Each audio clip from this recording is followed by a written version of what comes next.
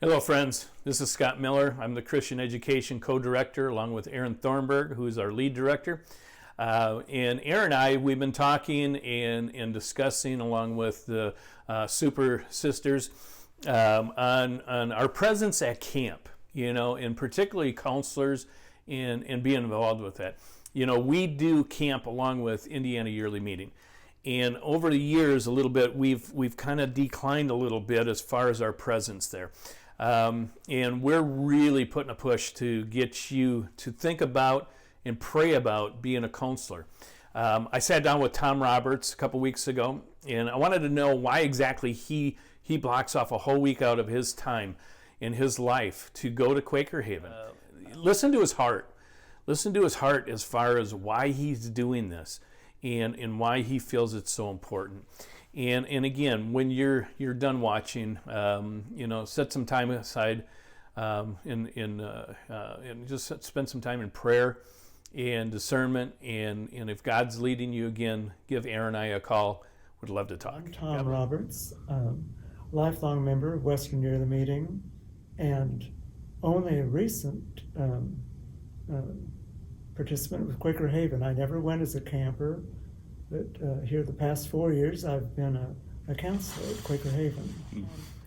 Our Western Yearly Meeting Christian Education Director at the time, Andrew Hale, gets the credit or the blame for my involvement. He just put a notice in a Western Yearly Meeting update one week that we are really desperately in need of volunteer counselors this summer at Quaker Haven. If you have even the faintest inkling of that is something you might be interested in, please talk to me. And here I was 50 years old. I just had such a long list of reasons that I would be a disaster as a counselor. I just set that plea aside, and like I said, it's my age. I didn't have experience with youth. I didn't have any reason to think I would have any gifts to contribute to the youth. But anyway, the thought kept returning to me. Tom, it's okay if you decline Andrew's request and set it aside, but if you do, you're basically closing off that opportunity for the rest of your life. It'll never get easier. So like the thought kept returning to me, and I reached out to Andrew, and we had a good conversation. He encouraged me to sign up, and here I am 4 years later, 4 years being a counselor. That first year, I looked through my calendar, and the junior high camp was the only camp that would fit my schedule. So that's the one I funneled myself into from the start. So those first 3 years, I did junior high. And this past year, they combined junior high and high school into a teen camp. So that's last summer was my first experience with high school youth. And to my surprise, I enjoyed that just as much. Mm. My experience is that Quaker Haven, you don't have to fit you don't have to check off a whole bunch of boxes to be a good counselor.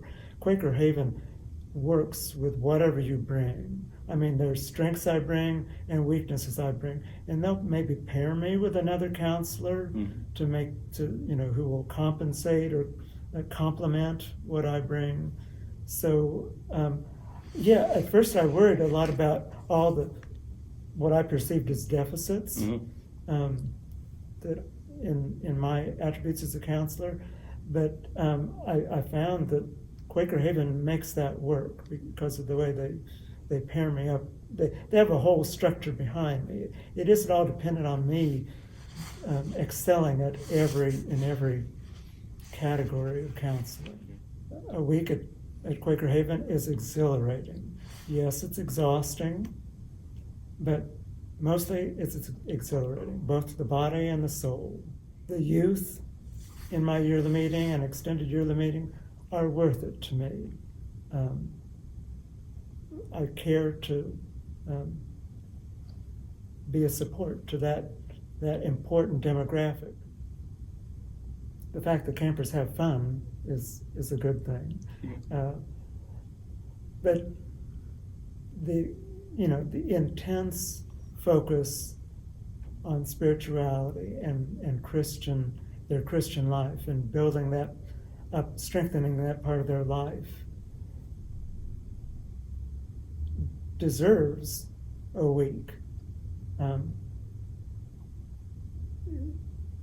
of our giving them that opportunity every day. My goodness, it happens with my campers, it happens with me. It's if Christ came to give us abundant life, then let me tell you, my experience is that abundant life is what you see is lavished on us every day at Quaker Haven. If I got to the end of 12 months without a week at Quaker Haven, I would feel that I really missed out on a vivid, memorable opportunity. I passed up something really important in my year. I look forward to it.